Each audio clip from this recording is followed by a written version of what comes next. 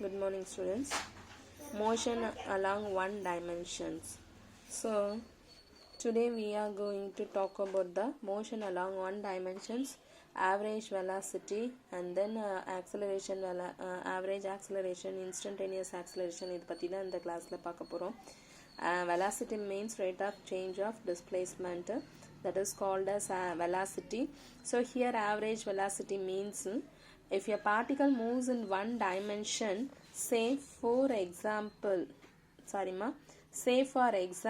along the x direction, then the average velocity. இப்போ நம்ம ஒரு பார்ட்டிக்கல் எடுத்து அந்த particle moves in x directions, that means moves in only one direction, one dimension. அப்போ x directionல pass ஆச்சு அப்படின்னு சொன்னா average velocity is equal to del x by del t. Or moves along the y direction means average velocity is equal to del y by del t. That will be rate of change of displacement, that is dx இல்லைங்களா. So dx by del x by del t. So del x அப்படிங்கிறது என்னன்னா change of displacements, that is x2 minus x1, x2 minus x1, del t, that is t2 minus t1. So the average velocity is also a vector quantity because the only one dimension and then x direction நம்ம point out பண்றதுனால, so this is a vector quantity, and but in one dimension we have only two directions, positive and negative directions. Hence we use positive and negative signs to denote the directions. Direction நம்ம denote பண்றதுக்கு ஒன்னு positive இல்ல negative ரெண்டு தான் இருக்கும் நமக்கு, ஏன்னா only one dimension மட்டும் தான் நம்ம யூஸ் பண்றோம். ஸோ அதனால எக்ஸ்ல பார்த்தோம் அப்படின்னா X positive X axis, negative X axis அப்படி இருக்கும். Positive X axis, negative X axis அப்படின்னு நமக்கு ரெண்டு டைரக்ஷன் மட்டும்தான் இருக்கும். ஸோ அந்த ரெண்டு டைரக்ஷன்ல நம்ம யூஸ் பண்ணக்கூடியது ஒன்று பாசிட்டிவ் சைனு இல்லை நெகட்டிவ் சைனு. அந்த டைரக்ஷனை டினோட் பண்றதுக்கு நம்ம பாசிட்டிவ் அண்ட் நெகட்டிவ் சைன் மட்டும் யூஸ் பண்ணுவோம். ஓகேங்களா. நெக்ஸ்ட் பார்த்தோம் அப்படின்னா the instantaneous velocity or velocity is defined as nu is equal to limit tends to. So instantaneous அப்படின்னு சொல்லும்போது at particular timeல அர்த்தம். At particular time, that means del t tends to 0. So del x by del t is equal to dx by dt. dx by dt. Graphically the slope of the position time graph, positionக்கும் timeக்கும் graph வரைஞ்சோம் அப்படின்னு சொன்னா give the velocity of the particle. ஏன்னா எந்த பொசிஷன்ல இருந்து எந்த பொசிஷனுக்கு மாறிக்கு எந்த time to time. So this is the displacement and then time difference. So rate of change of displacement gives the velocity of the particle. At the same time, if velocity time graph is given, the distance and displacement are determined by calculating the area under the curve. This is explained below. So இப்போ இது வந்து நம்ம எடுத்துருக்கோம் அப்படின்னு சொன்னா at particular time t1ல இங்க இருக்கும், t2ல இங்க இருக்கும். So the area under the curve will give the displacement traveled by the particle t2 from t1 or t2. So t2ல இருந்து t1க்கு எங்க போயிருக்கு, t1ல இருந்து t2 எங்க வந்திருக்கு. So இதை வச்சு நம்மளால ஏரியா அண்டர் த கர்வ் நம்ம என்ன பண்ணிட முடியும், இதனுடைய டிஸ்பிளேஸ்மென்ட் என்ன நம்ம கால்குலேட் பண்ண முடியும். ஓகேங்களா. So we know that velocity is given by dx by dt.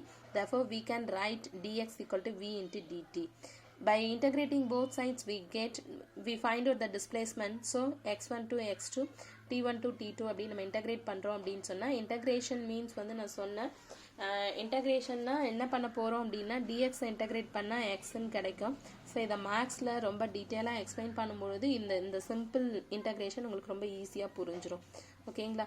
So v into dt, இங்க dt மட்டும்தான் இன்டகிரேட் பண்ண முடியும், ஏன்னா டிபெண்ட்ஸ் அப் அந்த டைம் லிமிட் எதுக்கு கொடுத்துருக்காங்க, இன்டகிரேஷன் லிமிட் எதுக்கு கொடுத்துருக்காங்கன்னா டைமுக்கு. ஸோ அதனால நம்ம dt தான் இன்டகிரேட் பண்ண போறோம். v கான்ஸ்டன்ட் வெளில எடுத்துருங்க, v into dt இன்டகிரேட் பண்ணா t கிடைக்கும். ஸோ ஏன்னா கான்ஸ்டன்ட் வேல்யூ dtங்கிறது சிங்கிள் வேல்யூ, அதனால அதை இன்டகிரேட் பண்ணும்பொழுது நமக்கு கிடைக்கிறது t மட்டும் கிடைக்கும். ஓகேங்களா. ஸோ இதில் லிமிட் சப்ஸ்டியூட் பண்ணும்பொழுது x1 to x2, t1 to t2 நமக்கு லிமிட் சப்ஸ்டியூட் பண்ணுவோம். ஸோ இதில் இந்த v dt represents the area under the curve v as a function of time t. இதுல இருந்து இந்த இன்டகிரேஷன் லிமிட்ல நம்ம யூஸ் பண்ணி சப்ஸ்டியூட் பண்ணோம்னா இது மேத்தமெட்டிக்கலா கால்குலேஷன் பண்ணும்பொழுது, அதாவது மேக்னிடியூட் வேல்யூ கொடுத்துருக்காங்க அப்படின்னா அப்போ கால்குலேட் பண்ணும்பொழுது இந்த மாதிரி இன்டகிரேட் பண்ணா போதும். இப்போ வந்து v dt அப்படிங்கிறது நமக்கு ஒரு area under the curve represents as the function of time t. So finally that area gives the velocity. So since the left hand side of the integration represents the displacement traveled by the particle from time t1 to t2, area under the curve velocity time graph will give the displacement of the particle, particle. Okay va? If the area is negative, it means the displacement is negative. இப்போ நம்ம இந்த ஏரியாவோட value நமக்கு நெகட்டிவா இருக்கு அப்படின்னு சொன்னா the displacement is negative. If the area is gives the positive, the displacement is positive. So the particle has traveled in the negative direction. This is shown in a figure. ஓகேங்களா? So positive டிஸ்பிளேஸ்மெண்ட்னா எப்படி இருக்கும், negative டிஸ்பிளேஸ்மெண்ட்னா இப்படி இருக்கும், வேறு ஒன்றும் கிடையாது. Right, இதுதான் நம்ம பார்க்குறது. ஸோ ஆவரேஜ் வெலாசிட்டி மீன்ஸ் வந்து ΔX/ΔT. இன்ஸ்டன்டேனியஸ் வெலாசிட்டி மீன்ஸ் வந்து அதில் ஒரு லிமிட்டோட வேல்யூவை சேர்த்தா போதும். ஸோ லிமிட்டோட வேல்யூ நம்ம சேர்த்தோம் அப்படின்னா இன்ஸ்டன்டேனியஸ், அட் நார்மலாக கொடுக்கும்பொழுது கொடுக்கறது வந்து ஆவரேஜ். ஓகேங்களா? ஸோ இதை டிபெண்ட் பண்ணி இதை பேஸ் பண்ண ஒரு ப்ராப்ளம் இருக்குது. இந்த ப்ராப்ளம் சிம்பிளாக தான் இருக்கும், அதில் எக்ஸ்பிளைன் பண்ணிடுறேன். ஸோ ஒரு பார்ட்டிக்கல் வந்து எக்ஸ் ஆக்சிஸில் மூவ் ஆகுது and coordinates varies with time t according to the equation. இந்த ஈக்குவேஷனை இந்த ஈக்குவேஷனில் டீங்கிற டைமை டிபெண்ட் பண்ணி எக்ஸுங்கிற வேல்யூ வந்து வேரி ஆகுது. So equation 2 - 5t + 6t². What is the initial velocity of the particle? எக்ஸுங்கிறது நம்மளுடைய பார்ட்டிக்கல் மூவ் ஆகக்கூடிய வேல்யூஸ். ஸோ அப்போ இதில் இருந்து நம்ம வெலாசிட்டி கண்டுபிடிக்க போகிறோம். velocity v is equal to dx/dt. here x ஓட வேல்யூ நம்ம கொடுத்துருக்காங்க, அதை இங்கே சப்ஸ்டியூட் பண்ணுங்க. d/dt மீன்ஸ் டைமை டிபெண்ட் பண்ணி இந்த ஈக்குவேஷனை இன்டகிரேட் பண்ணணும்னு அர்த்தம். ஓகேங்களா? ஸோ இப்போ இங்கே வந்து இதை இன்டகிரேட் பண்ணோம் அப்படின்னு சொன்னால் டிஃபரன்ஷியேட் பண்ணோம், இன்டகிரேஷன் கிடையாது, டிஃபரன்சியேஷன் பண்ணணும். இப்படி போட்டது அது இன்டகிரேஷன். d/dt அப்படின்னு சொன்னால் டிஃபரன்சியேஷன் பண்ணணும். அப்போ டிஃபரன்சியேஷன் பண்ணணும் அப்படின்னு சொன்னால் கான்ஸ்டன்ட் வேல்யூவை நம்ம டிஃபரன்ஷியேட் பண்ணோம் அப்படின்னு சொன்னால் 0. கான்ஸ்டன்ட்டை டிஃபரன்ஷியேட் பண்ணும்பொழுது 0. இப்போ -5t + 6t² மட்டும்தான் டிஃபரன்ஷியேட் பண்ண முடியும். -5t -5 × t நான் சொல்லும் பொழுது சொன்ன ஒரு ஜென்ரல் வேல்யூ இருக்குது, அதை வந்து நம்ம டிஃபரன்சியேஷன் பண்ணுறோம் அப்படின்னு சொன்னால் ஒரு ஜென்ரலாக ஒரு வேல்யூ இருக்குது, அதை நம்ம டிஃபரன்சியேஷன் பண்ணுறோன்னா அதுக்கு ஜென்ரல் ஃபார்மேட் வந்து n × x⁻n - 1 n × x⁻n - 1. இதுதான் நம்ம ஜென்ரல் டிஃபரன்சியேஷனுக்கான ஃபார்முலா. இது நமக்கு தெரிஞ்சாவே போதும். ஸோ இப்போ இங்கே பார்த்தீங்கன்னா -5t⁻1ன்னு அர்த்தம். ஸோ -5 கான்ஸ்டன்ட், ஸோ அதனால் வெளில எடுத்துப்போம் அதை. டீயை வந்து இப்போ அதாவது x⁻nன்றது t⁻1ன்றது. So 1 × t⁻1 - 1. ஸோ -5 t⁻1 - 1 அப்படிங்கிறது 0. t⁻0 எனிதிங் பவர் 0 1 ப்ளஸ் அதே மாதிரி 6 பண்ணோம் அப்படின்னு சொன்னால் 6 எங்கே t²ன்றது x⁻nன்றதுனால அதை பற்றி நம்ம டிஃபரன்ஷியேஷன் பண்ணோம்னா 2 × t⁻2 - 1. So -5 + 6 2s are 12, 2t⁻2 - 1 1. So 12t. So -5 × +12ங்கிறது நம்மளுடைய வெலாசிட்டிக்கான formula. For initial velocity time t = 0. Initial velocity தான் நம்மளை கண்டுபிடிக்க சொல்லியிருக்காங்க. இப்போ initial means time t = 0. Time t 0 நீங்கள் சப்ஸ்டியூட் பண்ணோன்னா 12t வந்து கேன்சல் ஆகிடும். ஸோ அப்போ -5 மட்டும் கிடைக்கும். Initial velocity -5 m/s -5 m/s. So -5 m/s means this is the negative sign implies that negative particle negative X ஆக்சிஸில் மூவ் ஆகுது அப்படிங்கிறது நமக்கு தெரிஞ்ச விஷயம். ஓகேங்களா? Right. Next we move on relative velocity in 1 and 2 dimensional motion. So 1 and 2 dimensional motionல ஒரு velocity இருக்கு அப்படின்னும் பொழுது அது relative motions means வந்து நம்ம compare பண்றோம். இப்போ comparisons பண்ணும் பொழுது எப்படி கிடைக்கும்? When two objects A and B are moving with different velocities, then the velocity of one object A with respect to another object B is called relative velocity of object A with respect to B. When two objects A and B are moving with different velocities, then the velocity of one object A with respect to another object B then is called relative velocity of A with respect to B. இப்போ ரெண்டு object இருக்கு, ரெண்டு ஆப்ஜெக்ட்டும் வேற வேற வெலாசிட்டிஸ்ல move ஆயிட்டு இருக்கு. In same direction வச்சுப்போம். அப்போ வந்துட்டு ஏதோ ஒரு டைரக்ஷன் பர்டிகுலர் டைரக்ஷனில் மூவ் ஆகிட்டு இருக்கு. அப்போது ஏவை பொறுத்து பியோட வெலாசிட்டி என்ன, பியை பொறுத்து ஏயோட வெலாசிட்டி என்ன, அதுதான் நம்ம வந்து ரிலேட்டிவ் வெலாசிட்டின்னு நம்ம சொல்கிறது. ஓகேவா? ஸோ அப்போ அதில் கேஸ் 1, கேஸ் 2, கேஸ் 3ன்னு 3 கேசஸ் நம்ம பார்க்க போகிறோம். ஃபர்ஸ்ட் கேஸ் என்ன அப்படின்னு பார்த்தீங்கன்னா, consider 2 objects A and B moving with uniform velocities VA and VB as shown along straight tracks in the same direction. So என்ன பண்ணுறோம் இப்போ அப்படின்னா, VA VB அப்படிங்கிற ரெண்டு ஆப்ஜெக்டை ரெண்டு வெலாசிட்டிஸோடைய என்ன ஆகுது, different velocities same velocity uniform வெலாசிட்டிஸோட என்ன ஆகுது அப்படின்னா சேம் டைரக்ஷனில் மூவ் ஆகுது with respect to ground. The relative velocity of object A with respect to object B is VAB. So அதாவது ரிலேட்டிவ் வெலாசிட்டி ஆஃப் ஆப்ஜெக்ட் ஏயோடைய வெலாசிட்டி எதை டிபெண்ட் பண்ணினா with respect to B. So வெலாசிட்டியை நம்ம ஏயோட velocity கண்டுபிடிக்க போகிறோம். யாரை டிபெண்ட் பண்ணினா பியை டிபெண்ட் பண்ணி. So the velocity of AB that will be equal to VA minus VB. So next one வந்துட்டு ஆப்ஜெக்ட் பியோட வெலாசிட்டி ஃபைண்ட் அவுட் பண்ண போகிறோம். எதை டிபெண்ட் பண்ணி அப்படின்னா ஏவை டிபெண்ட் பண்ணி. So the relative velocity of object B with respect to object A is VBA. that will be equal to VB minus VA. VB minus VA. Thus, if two objects are moving in the same direction, the magnitude of relative velocity of one object with respect to another is equal to the difference in the magnitude of two velocities. So ரெண்டு ஆப்ஜெக்ட்டுமே ஒரே மாதிரியான டைரக்ஷனில் uniform வெலாசிட்டியில் move ஆச்சு அப்படின்னு சொன்னால் கண்டிப்பாக அதனுடைய relative velocity magnitude of relative velocity வந்து எப்படி இருக்கும் அப்படின்னு சொன்னால் the difference velocities difference between two objects உடைய magnitude of two velocities உடைய டிஃப்ரென்ஸ்க்கு ஈக்குவலாக இருக்கும். சேம் டைரக்ஷனில் ஆப்ஜெக்ட்ஸ் மூவ் ஆச்சு யூனிஃபார்ம் வெலாசிட்டியில் மூவ் ஆகுது அப்படின்னு சொன்னால் the magnitude of relative velocity is equal to the difference in magnitude of two velocities. ஓகேங்களா? ரைட். ஸோ ஃபார் எக்ஸாம்பிள் அதுக்கான ஒரு எக்ஸாம்பிள் சம் கொடுத்துருக்காங்க. அந்த எக்ஸாம்பிள் சம் வந்து பார்த்துக்கோங்க. என்னென்னா VB VA ரெண்டு கார் வந்து மூவ் ஆகிட்டுருக்கு. அதனுடைய வெலாசிட்டி யூனிஃபார்ம் வெலாசிட்டி கொடுத்துருப்பாங்க. ஏ வந்து 35 கிலோமீட்டர், பி வந்து 40 கிலோமீட்டர். ஸோ அப்போ what is the relative velocity of car B with respect to A? அப்போ நம்ம formula VBA means VB minus VA. So B வந்து 40, 35. 40 minus 35 is equal to 5. 40 minus 35 5.